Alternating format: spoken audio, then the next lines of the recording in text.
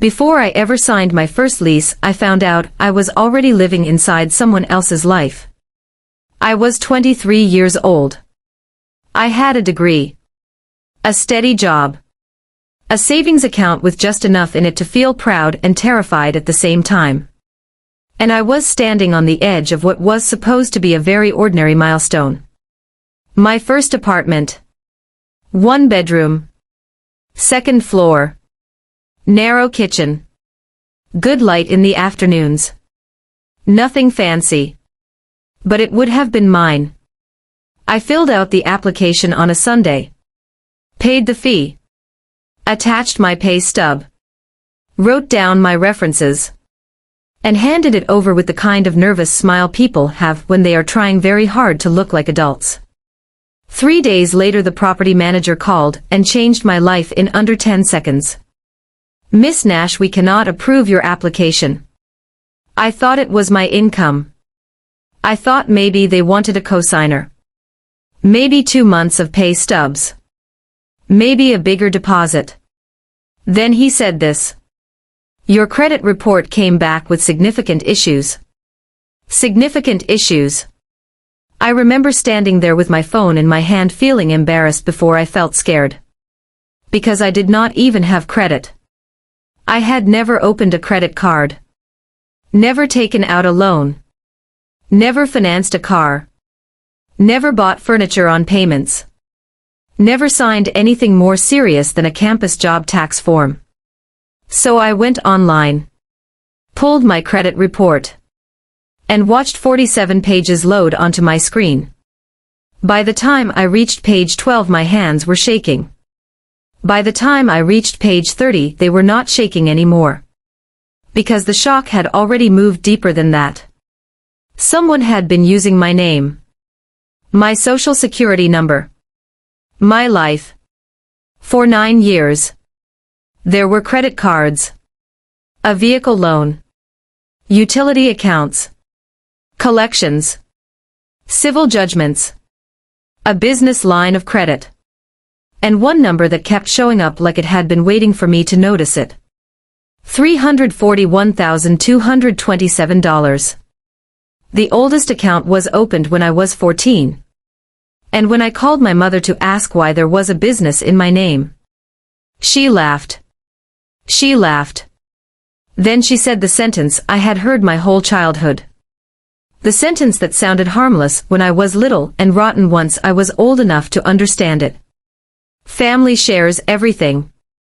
That was the moment I realized this story was not about debt. It was about a family that had been feeding itself with my future for nearly a decade. And a mother who had done it so calmly. So casually. That she could still laugh when I found out.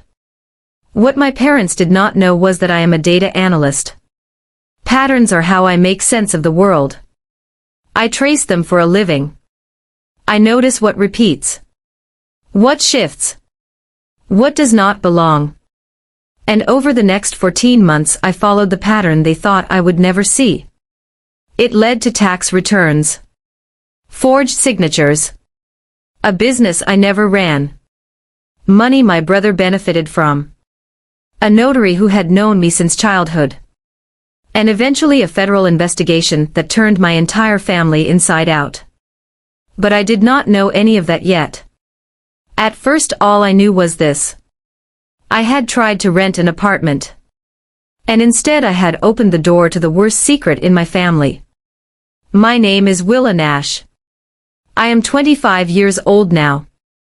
And this is how I found out I was $341,000 in debt before I had ever even begun my life. I grew up in Millbury, Ohio. A small town with the kind of streets where everybody knows your last name before they know anything true about you. Population around 9,000. A few churches. A high school. A grocery store. A couple of gas stations. A craft supply store off the highway where my mother Diane worked for years. And the auto parts plant where my father Carl drove a forklift until the plant shut down when I was 14. My brother Todd was 4 years older than me. He was easy for people to understand. Baseball team. Homecoming court. Good smile. Loud laugh. The kind of son parents mention first because he makes the family sound uncomplicated. I was quieter. I liked numbers. I liked order. I liked the feeling of a clean spreadsheet the way some girls liked makeup or music. I would never have admitted that at 15 because it sounded like a personality flaw. But it was true. I started working at a frozen yogurt shop the summer before sophomore year. $725 an hour. Sticky floors. Sour fruit smell by closing time. And every paycheck went into a white envelope under my mattress because my parents said teenagers did not need bank accounts. My parents never talked about money directly. Money in our house was like weather. Always present. Always affecting everything. Never something you were supposed to challenge. My mother would sit at the kitchen table clipping coupons and say we are stretched thin this month. My father would take a long drink from his beer and stare at the television like the game might rescue him from reality. That was how money was handled in our family. Not with plans. Not with numbers. Not with honesty. With fog. And inside that fog there were rules. Todd needed something and somehow it happened. Todd got braces when he was 13. $4,000. Todd got a used Honda when he turned 16. $3,000. Todd went to Bowling Green State and my parents wrote tuition checks every semester. 8 semesters. Around $32,000 total. When I needed something the answer came in my mother's softest voice. We just cannot right now, honey. That phrase could be delivered with such warmth that you almost missed the refusal. When I was in high school there was a school trip to Washington, D.C. $200. I asked if I could go. My mother checked the checkbook. Sighed. And told me maybe next year, baby. 2 weeks later she came home with a brand new dining room set. Dark cherry wood. 6 chairs. Matching table. The kind of purchase that announces itself before you even know the price. I remember standing in the doorway staring at it. Not because I was angry yet. I was still too young to be angry properly. I was just confused in that quiet private way children get when the adults around them keep insisting the math makes sense, and it clearly does not. But confusion becomes training if it lasts long enough. You learn not to ask. You learn not to look too closely. You learn that when people say family shares everything, what they often mean is some people take and other people are expected to feel noble about losing. I did well in school. Well enough to get into Ohio State on a partial academic scholarship. It covered about 60%. I worked for the rest. Coffee shop shifts. Data entry at a law office. Weekend hours at the campus bookstore. I counted every dollar. I skipped things other people treated like normal college expenses. Because I believed my parents when they said they could not help. I did not know that while I was picking up extra shifts to afford textbooks, my identity was already paying for things my family said they could not afford. That part came later. At 23 I got my first real job in Columbus as a data analyst at a mid-size insurance company. $48,000 a year. A real desk. A real monitor. A little plastic nameplate that made me feel like I had finally crossed into the beginning of adulthood. It was not glamorous. But it was mine. The apartment I applied for was supposed to be part of that beginning. I could just barely afford it. Which made me want it more. I was staying with my friend Cass at the time. Just temporarily while I looked for a place. She had a one-bedroom in Clintonville, and a couch that pulled out into something technically classified as a bed, if you were feeling charitable. When the property manager called with the denial, I was in her kitchen. When he told me to pull my credit report, I sat down on the floor with my laptop and did exactly that. The first report alone was 47 pages. My name was on every page. My social security number. My date of birth. Except sometimes not my real date of birth. Whoever had opened the accounts had changed my birth year over and over. 1996. 1997. 1998. 1999. Always old enough to qualify. Always close enough to seem plausible. Always false. The address listed over and over again was 1847 Birchwood Lane. My parents' house. I went numb in stages. First at the 6 credit card accounts. Then at the vehicle loan for $28,000. Then at the 7 collection items. Then at the business line of credit. Then at the 2 civil judgments. And finally at the total. $341,227. The oldest account had been opened 9 years earlier. I was 14. I read every page anyway. All 47 of them. Like maybe if I got to the bottom the logic would reveal itself. Like maybe there would be a sentence at the end explaining how this happened by mistake. There was no mistake. So I did what I always do when something feels too big to survive emotionally. I built a spreadsheet. Column A account name. Column B date opened. Column C amount owed. Column D status. Column E address used. Column F birth year listed. The pattern came into focus fast. Same address. Same phone number. Birth years rotating. And one business name appearing again and again. Nash Event Rentals LLC. I had never heard of it. I went to the Ohio Secretary of State database and searched the name. One result. Nash Event Rentals LLC. Registered Agent Willa R. Nash. My full legal name.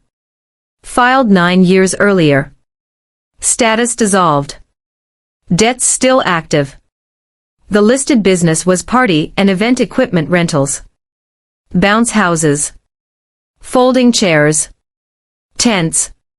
Cotton candy machines. At 14 years old I was on the math team. Volunteering at the library on Saturdays. And trying to stretch frozen yogurt wages into school supplies and gas money for rides I usually had to borrow. I was not running an event rental company. Then I saw the filing date. September 18th. My birthday. My 14th birthday. I remember staring at that date longer than anything else on the screen.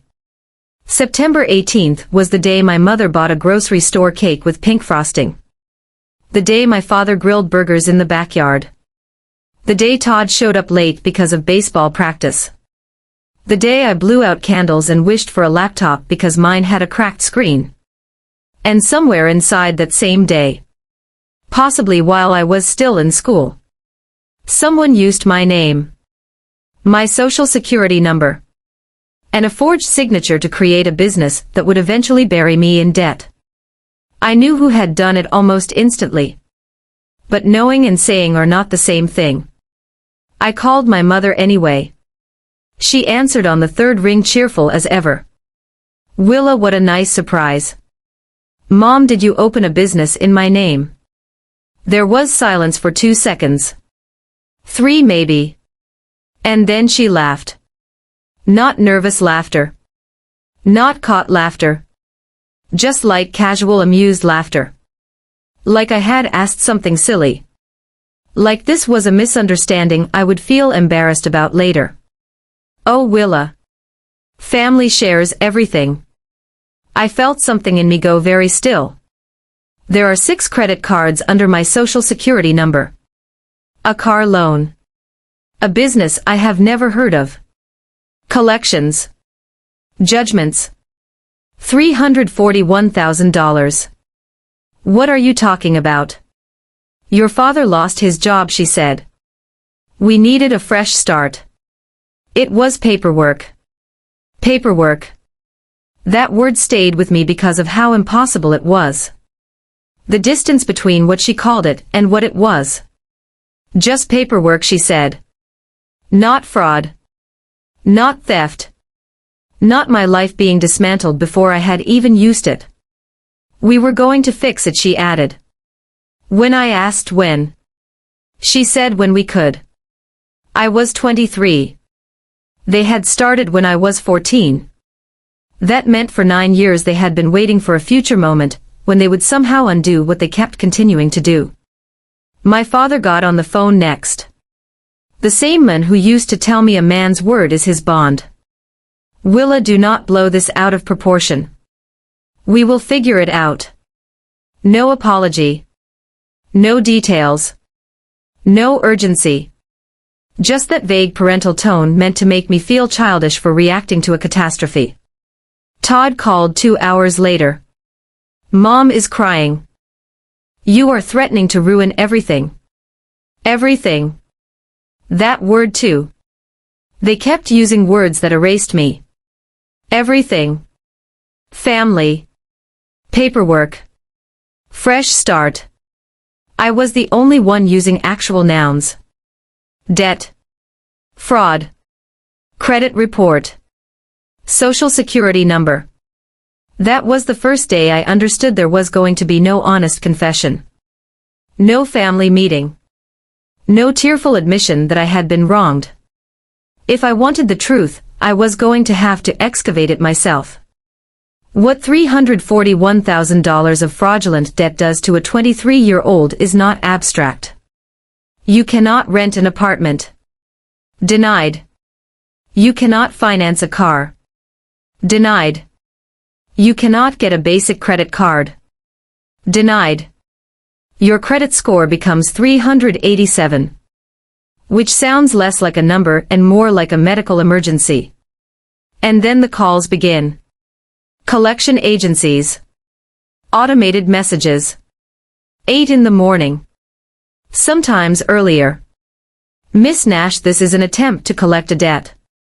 I started answering them all. I was 14 when that account was opened. I did not authorize it. I am disputing it. It did not matter. The system was not designed to care how young you were when your identity was stolen. It only cared whose name was attached to the balance. Cass came home one evening and found me sitting on the kitchen floor with the reports spread around me in date order. She stood there for a second taking in the scene. Me. The papers. The legal pad. The spreadsheet on my laptop. The air mattress half visible in the next room. Then she said, this is not normal, Willa. You need a lawyer. She was right. I just hated that she was right because I already knew what a lawyer would mean. Names. Official names. On official documents. Attached to official consequences. Attorney Rebecca Holt worked in consumer rights and legal aid in Franklin County. Short gray hair. Reading glasses on a chain. A desk that looked like it had heard too many awful stories and learned not to flinch. I handed her the 47 pages and watched her read. 9 minutes. I counted because when you are scared enough you count strange things. When she finished she took off her glasses and said, this is one of the worst child identity theft cases I have seen in 15 years. I wanted her next sentence to be, but we can fix it quickly. Or this happens all the time. Or here is the simple form that makes it go away. Instead she said, to clear debt of this size you will need an FTC identity theft affidavit. Formal disputes with all 3 credit bureaus. And a police report. A police report. I asked the question even though I already knew the answer. You mean naming the people who did it? She held my gaze and said, yes. Your parents. There was no softness in the word. Not because she was cruel. Because accuracy sometimes sounds cruel when it lands on the wrong truth. She explained that the credit bureaus would not erase over $300,000 because a young woman came in crying and said, trust me. They needed documentation. And documentation meant identifying perpetrators. I asked for a week. She gave me 2. I left her office with her card in my pocket, and dread sitting in my throat like a stone. That week I barely slept. Instead I did what fear always drives me to do. I pulled more data. I ordered all 3 reports from Equifax, Experian, and TransUnion. Cross-referenced every account. Matched dates. Matched balances. Matched addresses. Tracked the inconsistencies. And that was when the story got worse. Because the LLC was only the beginning. My mother had opened 6 personal credit cards under my social security number, using a different birth year almost every time. Then I found the vehicle loan. $28,000. 2019 Chevy Tahoe. Financed through a credit union in Toledo. I had never sat in a Chevy Tahoe. Never test-driven one. Never even wanted one. But I had a sick feeling I knew exactly where it was. I searched vehicle registration records in Ohio. The Tahoe was registered to Diane L. Nash, my mother, at 1847 Birchwood Lane. My mother was driving a car financed with my stolen identity. Driving it to work, to church, to the grocery store, to every ordinary place in her ordinary life. There was something especially horrifying about that. The banality of it. The way theft had become her routine. The way she probably buckled herself in without thinking once about the name attached to the loan. I added it to the spreadsheet. Chevy Tahoe. 2019. 28,000. Active. Then I called Todd. Todd, did you know about the business? Long pause. I could hear a television in the background. Sports maybe. The volume lower now. They needed to keep the lights on, he said. That was not an answer. Which made it one. Did you know it was in my name? Another pause. I knew parts of it. Parts of it. I remember staring at the wall while he said that. Thinking that knowledge does not become innocence just because you slice it into smaller pieces. What parts, Todd? Mom said she used your name because her credit was bad after Dad lost his job. She said you would never need credit because you pay cash for everything. I pay cash because you people raised me that way. He said that was not fair.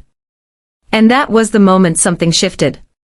Because only guilty people start talking about fairness before they start talking about facts. Then he said the sentence that redrew the entire map in my head. The business helped all of us. They even used some of it for my tuition, but that is family. I still remember how quiet the room got after that. His tuition.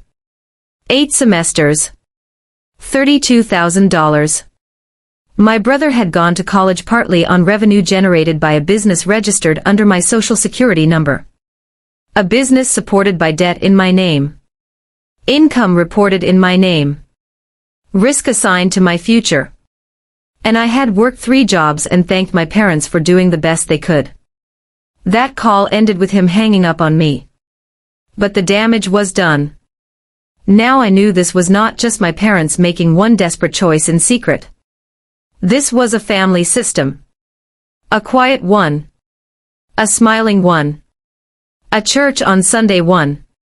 A pass the potatoes one. And underneath it my name was being used like a shared family resource. Rebecca Holt told me to request my IRS transcripts. If they ran a business under your social, she said, there may be tax filings attached. There were.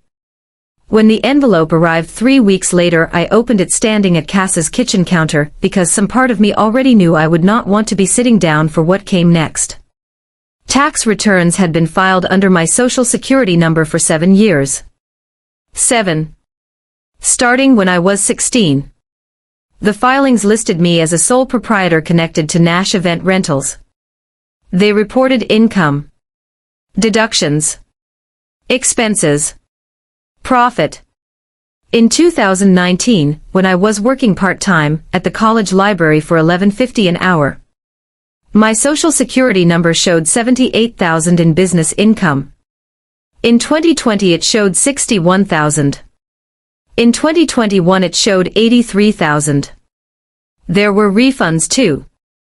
Over 3 years more than $14,000 in refunds had been issued based on tax returns I never filed for income one never earned. I called Rebecca immediately. "It is tax fraud," I said. "They filed tax returns in my name." There was a pause on her end. Then a long exhale. "Willa, this is bigger now." That sentence terrified me more than almost anything else because by then bigger no longer meant more information. It meant more law. More agencies. More consequences I might not be able to stop once they started moving. She explained that using someone else's social security number on tax filings could move this into federal territory. Especially if refunds had been deposited or mailed based on those returns. I made a second folder. Credit reports. LLC filings. Tax transcripts. The stack was growing taller than my denial. 3 days later my mother called. This time she was crying. Or performing crying. I honestly still do not know. "Willa, I never meant for it to go this far." That sentence is only comforting when the person saying it stopped before it went this far. My mother had not stopped. She had continued. Year after year. Birthday after birthday. Tax season after tax season. She said Dad lost his job. The mortgage was behind. The house was at risk. She was trying to protect me from stress. Protect me.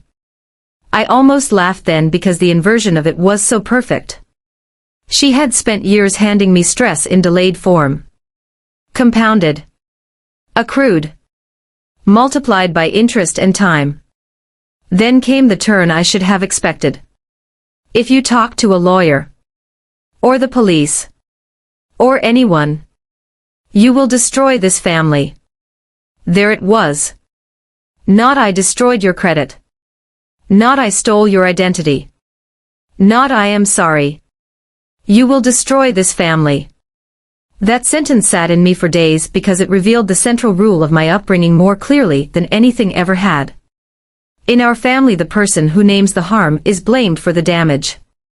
The person who causes the harm is cast as desperate, misunderstood, overburdened.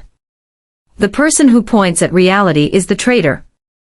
That night I made a list on a legal pad. Reasons to file. Reasons not to. Reasons to file. Restore credit. Remove debt. Protect my future. Stop ongoing fraud. Tell the truth. Reasons not to. My parents could go to prison. Todd would hate me. Extended family would turn on me.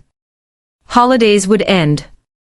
I would become the daughter who sent her parents to jail. Cass found me awake at 2 in the morning with the list in my lap. She sat beside me. Read both columns. Handed it back. And said, "You already know what you are going to do. You are just waiting for somebody to tell you that you are allowed." She was right. But before I filed anything I needed one thing I still did not have. Proof I had seen with my own eyes.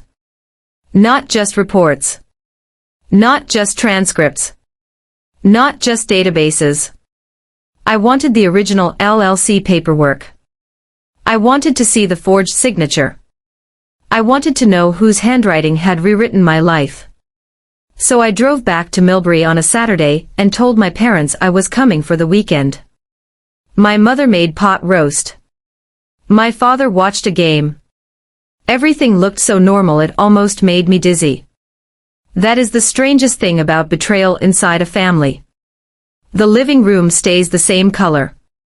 The fridge still hums. Somebody still asks if you want more bread. Saturday morning my parents went grocery shopping together like they always did. They were predictable in all the ways long marriages often are. 45 minutes. Sometimes an hour. The filing cabinet was in the garage next to my father's workbench. Metal. 2 drawers. One for manuals and bills. One for legal documents. I opened the bottom drawer and there it was. The LLC registration. My name. My social security number. A signature line reading Willa R. Nash. Written in handwriting that was not mine. It was my mother's. I knew it instantly by the way she curled the W. The same W that began grocery lists and birthday cards and little notes on the fridge. Then I saw the notary stamp. Linda Pute. Notary Public. State of Ohio. Aunt Linda. My mother's best friend since childhood. The woman who brought potato salad to every family barbecue. The woman who hugged me at graduation and called me sweetie. The filing date was September 18th. My 14th birthday. I stood there in the garage holding those papers and felt the whole story deepen into something uglier. Because once you bring a notary into a lie, once you bring a best friend into it, once you file it on your daughter's birthday, it is no longer panic. It is architecture. I photographed every page. Front and back. 12 documents total. And put them back exactly where I found them. Then I went inside. Sat at the kitchen table. And waited for my parents to come home. I helped bring in groceries. My mother asked me to put away the yogurt. My father complained about the price of steak. Nobody said a word about the papers sitting now in my phone like evidence from a parallel universe. I stayed through Sunday. And that was when I noticed everything I had never let myself notice before. The new patio set out back. The fire pit table. The matching composite chairs. The new double-door refrigerator. The convection oven. The stand mixer still in its box. My mother's closet full of clothes with tags still on some of them. My father had gotten a new job 2 years earlier. Warehouse supervisor. Decent salary. My mother still had the craft store and picked up work connected to event rentals through friends. They were stable now. Not wealthy. But stable. And in those 2 stable years they had not paid down $1 under my name. Not one dispute. Not one voluntary confession. Not one effort to repair what they had done. They had simply kept living. Sunday at dinner my mother passed the bread basket and smiled at me. Isn't it nice to have the family together? I smiled back because sometimes the last mask you wear in a family is the polite one. It is nice, Mom. Inside I was thinking about the 12 photos on my phone. The forged signature. The birthday filing. Aunt Linda's stamp. The years of choices disguised as hardship. I drove back to Columbus that night and called Rebecca at 8:15 Monday morning before my first meeting. I am ready to file everything. She asked if I was sure. I said I was 14. Yes, I am sure. That afternoon I completed the FTC identity theft affidavit. I named Diane L. Nash. Carl R. Nash.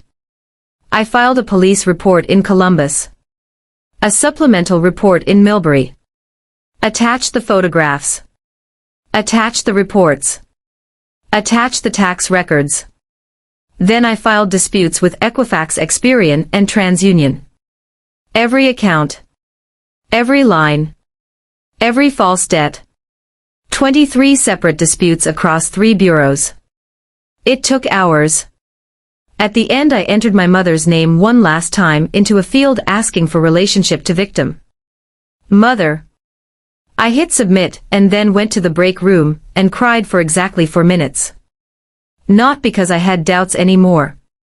Not even because I felt guilty. I cried because after weeks of being suspended above the decision, I had finally landed. There is a kind of relief that feels almost identical to grief. That was what it was. Cass asked me that night how I felt. I said terrible. She said that does not mean it was wrong. 2 weeks later I got a call at work from Special Agent Miriam Torres with the FBI Cleveland field office. My body went cold before my mind caught up. Rebecca had warned me federal involvement was possible because of the tax filings and refunds. Possible and real are very different experiences. Agent Torres said they had reviewed my FTC filing. The tax fraud angle placed parts of the case in federal jurisdiction. And she wanted me to come in for an interview. I drove to Cleveland the next Thursday. The field office was in a federal building downtown. Gray walls. Fluorescent lights. Conference room. Too much air conditioning. A table large enough for 12 people, and somehow still intimate enough to make you feel exposed. Torres was in her 40s maybe. Dark hair pulled back. Measured voice. The kind of presence that makes you sit straighter without knowing why. She walked me through everything. Every account. Every date. Every document. Every conversation. Every birth year discrepancy. Every collection notice. Every tax filing. Then she showed me something I had not yet found. The LLC had been connected to a post office box in Millbury. IRS refund checks totaling over $14,000 had been sent there. Then deposited into a checking account at First National Bank. The account holder was Diane Nash. My mother had not only filed tax returns in my name. She had collected the refunds too. After that interview I sat in the parking lot with the engine off and my hands on the steering wheel for 20 minutes. Because this was the part where the story changed shape again. Until then I had still been living partly inside the emotional version of it. The daughter version. The family version. The hurt, confused, impossible version. But outside that building another language had started attaching itself to what happened. Minor identity theft. Tax fraud. Mail fraud. Wire fraud. Crimes. When I finally pulled onto the highway and started driving south, I said something out loud I had not been able to say before. My parents are criminals. It sounded theatrical. Wrong somehow. Too blunt for people who had packed my lunches and taken me to dentist appointments and cheered at graduations. But it was true. And once something true is spoken clearly, it becomes much harder to crawl back under softer words. The next 7 months dragged with the slow, methodical weight of an approaching storm. The FBI contacted my parents in June. 2 agents went to 1847 Birchwood Lane and asked Diane and Carl Nash to come in for interviews. They were told to retain legal counsel. My mother called me within the hour. Not crying this time. Angry. The FBI, Willa. You called the FBI on your own mother. I told her I had filed reports and the case escalated because of the evidence.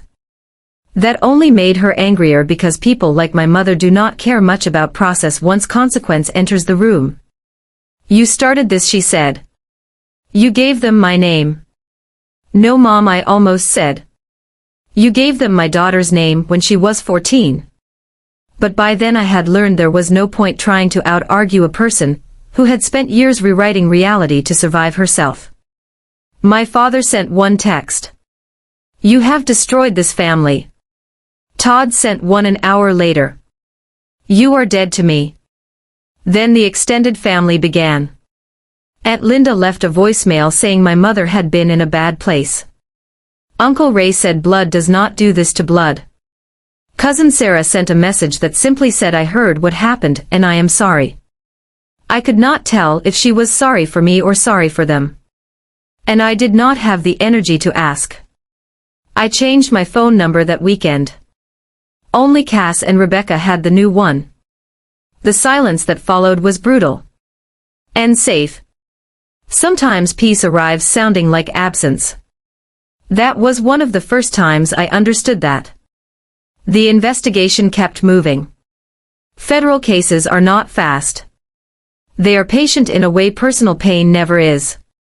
In August, Agent Torres called with updates from the bank records. The deposits into Nash Event Rentals matched business income reported on the tax filings. Party rentals. Equipment fees. Event payments. But the withdrawals told the real story. Mortgage payments on my parents' house. Car insurance for the Tahoe. Grocery stores. Furniture stores. Clothing boutiques. Restaurants. Even a vacation rental in Myrtle Beach.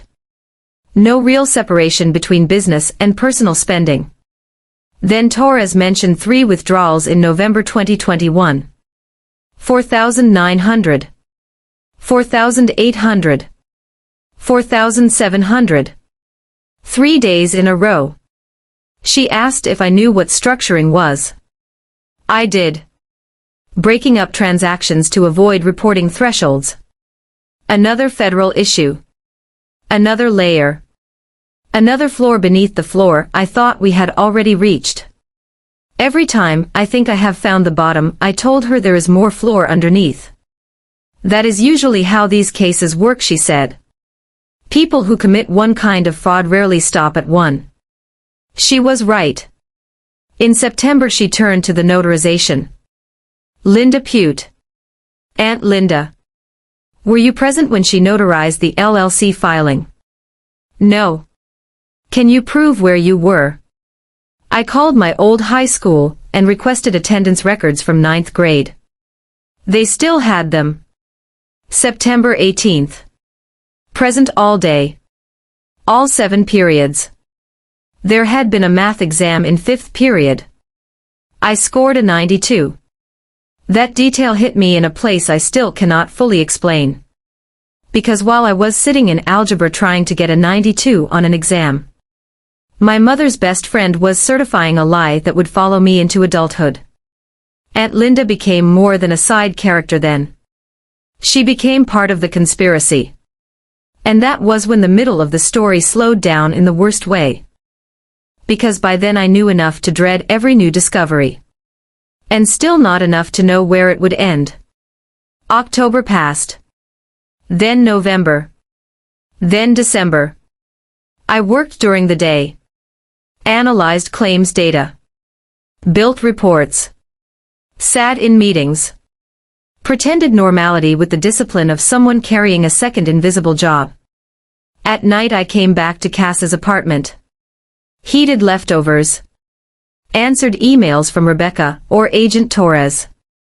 Updated my spreadsheet like it was a second heartbeat. Thanksgiving came and Cass and I ordered Thai food and watched a documentary about deep-sea creatures. Which felt appropriate somehow. Because I was living in deep water by then. Surrounded by creatures I had never known were real until they rose out of the dark with teeth. Christmas came.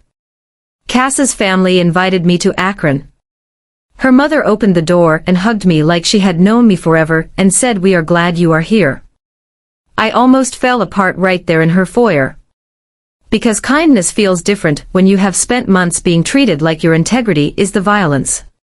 My birthday came around too. September again. Another cake with pink frosting from the grocery store bakery. Bought by Cass because she knew the reference and hoped maybe reclaiming it would help. I stared at the cake for a long time and could not eat it. I kept thinking of 14 candles. A cracked screen. A library volunteer badge. My mother somewhere filling out papers with my name on them. Perhaps pausing for 1 second. Perhaps not pausing at all. The question haunted me. Did she hesitate? When she typed my social security number. When she signed my name. When she asked Aunt Linda for the favor. When she used my birthday as a filing date she would later have to remember forever. Did she hesitate? I think she did. I think hesitation is what makes some betrayals worse. Because it means there was a moment. However brief. When another path was visible. And she chose against it. January was month 11. Agent Torres called while I was at work looking at an actuarial table. I stepped into the hallway to answer. The United States Attorney's Office has reviewed the case, she said. They are considering formal charges. Then she listed some of them. Identity theft of a minor. Tax fraud. mail fraud, wire fraud, structuring, conspiracy. Some of those counts carried years. Some carried decades. For both parents. My brother might face accessory charges. Aunt Linda might face conspiracy-related counts. I leaned against the wall outside my office and tried to keep my breathing even. Then I asked Torres something I had been thinking for months. When it is family, do the parents ever understand what they did? There was a long pause before she answered. In my experience, they usually feel like the victim. That was it. That was the sentence I had been circling without having the nerve to say. My mother could steal my identity. Use it for years. Let debt build. Use the income. Benefit from the refunds. Watch me struggle. And still experience herself as the injured party once I told the truth. In February, a letter arrived at Cass's apartment with no return address. My mother's handwriting on the envelope. I knew her W before I opened it. The letter was what I might once have mistaken for remorse. She wrote that she had panicked when Dad lost his job. That the mortgage was behind. The electricity was close to being shut off. Todd needed braces. She told herself it was temporary. She would pay it back before I ever needed credit. But then things got bigger and harder and more complicated. I believe much of that was true. I believe she was scared. I believe she was drowning in her own life. But halfway through the letter I realized something. The entire thing was written from inside her fear. Not my harm. There was no line that said I am sorry I chose you. No line that said I stole your future to cushion my present. No line that said you were a child and I knew it. Just explanation. Context. Hardship. Pressure. I folded the letter and put it in a drawer beside the credit reports. That was when the clearest metaphor of the entire ordeal came to me. When people are drowning, they grab for something to stay afloat. My mother grabbed her 14-year-old daughter, climbed on top of her, and kept herself above water by pushing me under. That is not desperation alone. That is a decision. Month 13. March. Torres called at 9 in the morning. The grand jury has reviewed the evidence. Indictments are being issued. Then she read the counts. 11 for Diane. 6 for Carl. 2 for Todd. 3 for Linda. 22 counts across for people. For people I had shared birthdays and barbecues and holidays with. For people who had watched me grow up. Smiled for family photos. Handed me presents. Asked about school. And built part of their lives on my stolen identity. The arrests would be the following Tuesday morning. I did not have to be present. Torres told me that immediately. She probably says it often. Maybe people imagine they need to witness consequence to validate the years that led to it. I did not. I had already witnessed enough. That week I barely slept. The strangest part was how ordinary work remained. I still had reports due. Emails to answer. Meetings on the calendar. People asking if I had a second to look at a spreadsheet. While somewhere in the background of my real-life federal agents were preparing to arrest my family. I kept thinking about alternate versions of this story. In one version I stayed quiet. I accepted the debt. Took a second job. Maybe a third. Spent years trying to dig out of balances I never created. In one version I married someday, and had to explain to my partner that I came with invisible damage. That my credit score did not reflect my choices. That my financial history belonged to my mother. In one version I never learned any of it at all. Just drifted through rejection after rejection, wondering why life never opened properly for me. Those versions of the story do not end. They just continue in smaller, quieter forms of ruin. Tuesday morning at 6:47 my phone rang. It was Todd.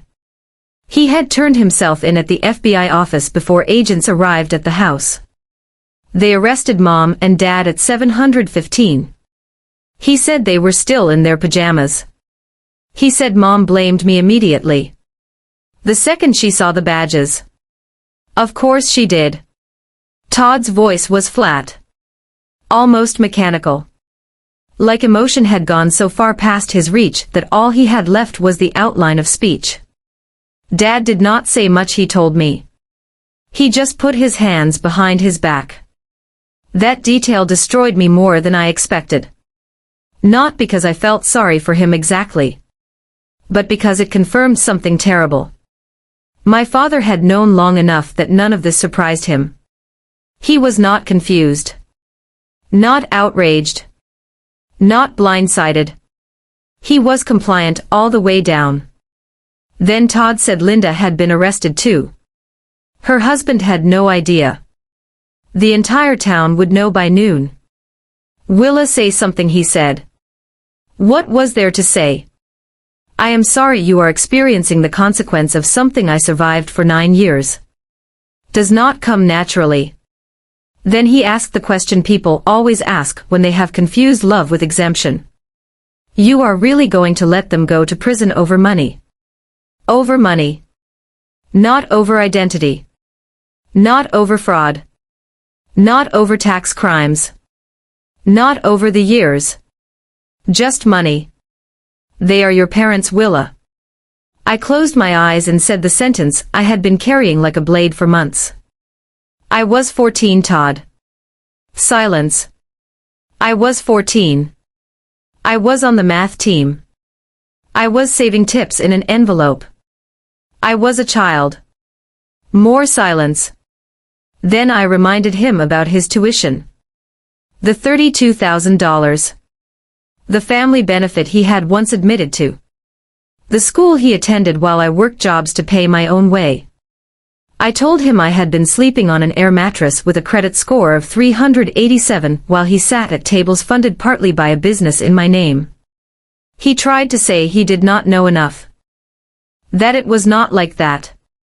That I was exaggerating. I said it again. I was 14. He hung up. Sometimes one sentence is the entire case. That afternoon Rebecca called with details from the initial court filings. My mother's preliminary position was exactly what Agent Torres predicted.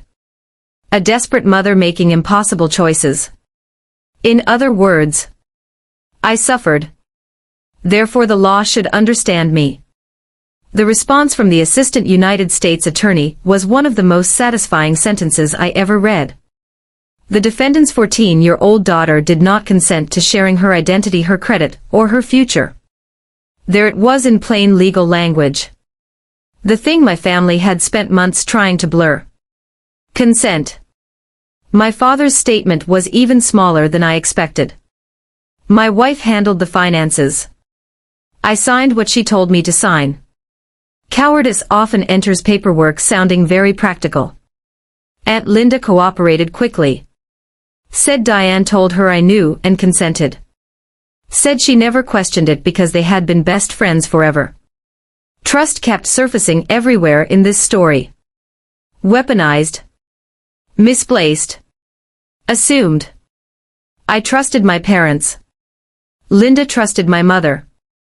My father trusted whatever version kept him least responsible. My mother trusted that no one would ever force the truth into full daylight. She almost got away with that. If the property manager had not chosen one careful word on the phone. Informative. I might have walked away embarrassed instead of alarmed. I might have applied somewhere else. I might not have looked.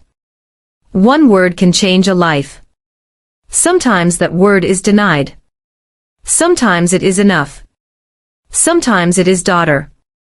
Sometimes it is consent. Plea negotiations took 2 months.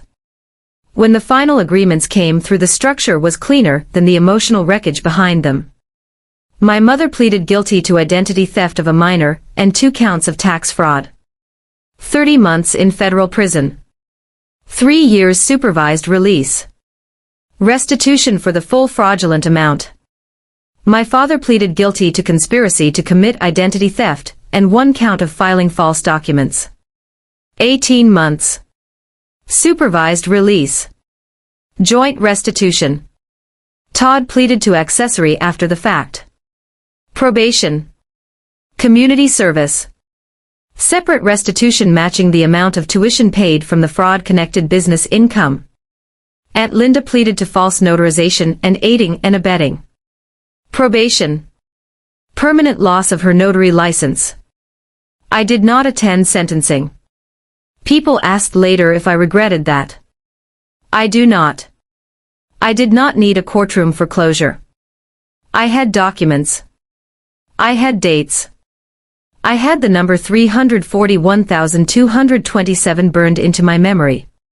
I had spent 14 months walking truth uphill. I had already said everything I needed to say. 3 weeks after sentencing another letter arrived. This one had a prison return address. My mother wrote that she hoped I was satisfied. That my father was in a cell. That Todd could not find a job. That Linda's husband was filing for divorce. That I had destroyed them instead of handling it as a family. As a family. That phrase came back even then. Even from a prison cell. Still not broken open by truth. She wrote that she had carried the family for 23 years.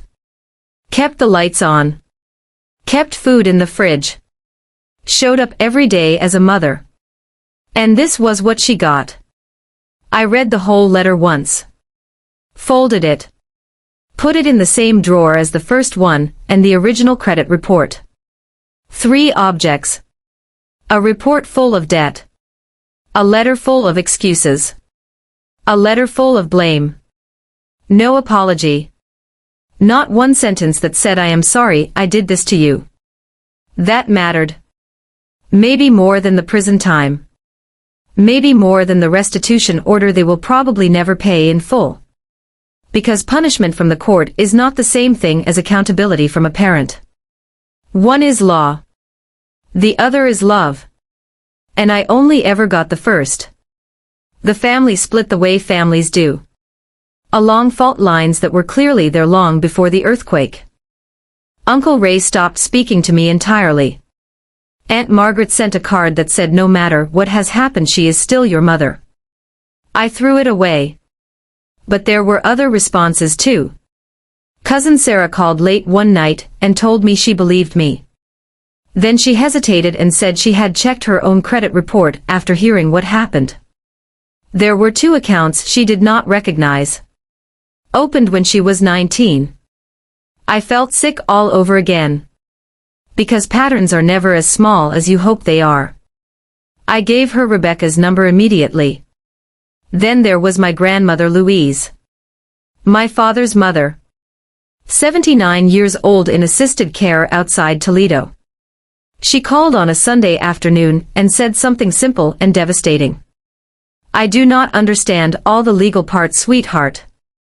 But I understand that my son and his wife did something wrong to you. And I am sorry you had to carry it. That was the closest thing to an apology anyone in my family ever gave me. Not from the people who did it. From the woman who only knew how to name the weight. I visited her the next weekend. She made instant coffee. We talked about nothing important. Which was exactly what made it sacred. 14 months after I filed everything, the disputes finished processing. One by one the fraudulent accounts vanished. 6 credit cards removed. Vehicle loan removed. Business line of credit removed. Collections removed. Judgments vacated. My reports went from 47 pages to 3. 3 clean pages. My name. My real birth year. My real address. My real life. My credit score rose slowly at first. Then faster. 387. 412. 508. 614. 691. Not perfect. But mine. 6 months after sentencing I applied for an apartment again. Same management company. Same building on the east side of Columbus. Same one-bedroom layout. Second floor. Narrow kitchen. Good afternoon light. This time the call came in 2 days. Miss Nash, you have been approved. I drove over after work to pick up the keys. The same property manager handed me a small envelope. Inside were 2 brass keys. One for the deadbolt. One for the mailbox. I held them in my hand and just looked at them. Because I do not think anyone understands how emotional an ordinary key can be until they have lived inside a name that was not secure. A door that was mine. A mailbox that was mine. A lease with my name on it signed by me. In my handwriting. By my choice. The property manager asked if everything was okay. I said yes. And for the first time in a very long time I meant it. I unlocked the apartment that afternoon and stepped into empty rooms. White walls. Quiet air. Sunlight on the kitchen floor. No furniture yet. No bed. No dishes. Nothing but silence and 2 brass keys, and the strange sacred feeling of finally entering a life that belonged to me. I sat on the floor and cried again. But this time the tears felt different. Not like collapse. Not like panic. Not like grief trying to find a doorway. This felt like return. I moved in the next weekend. Cass helped me carry the boxes. There were not many. An air mattress. A thrifted desk. A lamp. A coffee maker. A filing cabinet. I bought the filing cabinet before I bought a Real bed. That detail makes sense to me in a way it might not make sense to anybody else. Because before comfort, I wanted order. I wanted proof. I wanted a place to keep the 3-page report that now reflected the truth. People tell me I should forgive my parents. That anger poisons the person who holds it. That family is family. That life is short. That mothers make mistakes. That desperation changes people. That prison was enough. That at some point I need to let it go. Maybe one day I will let more of it go than I carry now. But I want to say this carefully because I know there are people listening who have been told the same thing in different forms. This was never about revenge. It was about reality. It was about a girl whose name was stolen before she was old enough to use it. A girl who worked 3 jobs while her brother benefited from money tied to her stolen identity. A girl who found out she had $341,000 in debt because she tried to rent a modest 1-bedroom apartment and was told her credit report was informative. It was about the right to exist inside my own name without owing for what other people did to it. I check my credit report every month now. Not because I am terrified all the time. Not because I think they can still touch me from where they are. I check it because it is mine. Every line. Every number. Every blank space. Every account that belongs there and every one that does not. Mine. And maybe that is the part that hits me hardest now. For 9 years my family treated my identity like a spare room in the house. Something available. Something they could use without asking. Something that existed to absorb pressure. But a life is not a spare room. A daughter is not a backup plan. And family does not mean permanent access to what you never had permission to take. If you are listening to this and something in your chest has been tightening the entire time. If there is a part of you thinking this sounds too familiar. If someone in your life has been using love to excuse control. Or using family to erase your right to say no. Or using need as a reason to cross lines you did not agree to. Please hear me. The moment you tell the truth is not the moment you destroy the family. The destruction began when they chose what they chose. You are not the wrecking ball for naming the damage. You are the witness. You are the survivor. And sometimes you are the only person who will protect your future if you do not do it yourself. I was 14 when they started. I was 23 when I found out. It took 14 months to unravel what they did. And in the end what I got back was not just a credit score. Not just an apartment. Not just 2 brass keys. I got back my name. That is the part that still makes me emotional. Not because everything is repaired. Some things are not. There are holidays I do not attend. Phone numbers I no longer know. Family photos that mean something different now. And a mother somewhere in the world who will probably go to her grave believing I betrayed her. But my name is back in my own hands. And if you have ever had to fight someone you loved just to keep yourself from disappearing, then you know that is not a small victory. That is your life. So if this story stayed with you, if it made you feel something, if it reminded you of your own boundaries or the ones you still need to set, let me know in the comments where you are listening from and what time it is in your city right now. And if even one part of this hit home, please like this video because it helps more people find stories like this. Subscribe if you want more real stories about betrayal, survival, and taking your life back. And share this with someone who still thinks protecting themselves makes them selfish. It does not. Sometimes protecting yourself is the first honest thing anyone in the story has done. And if no one has told you this lately, you are allowed to draw the line. Even when the people on the other side of it share your last name.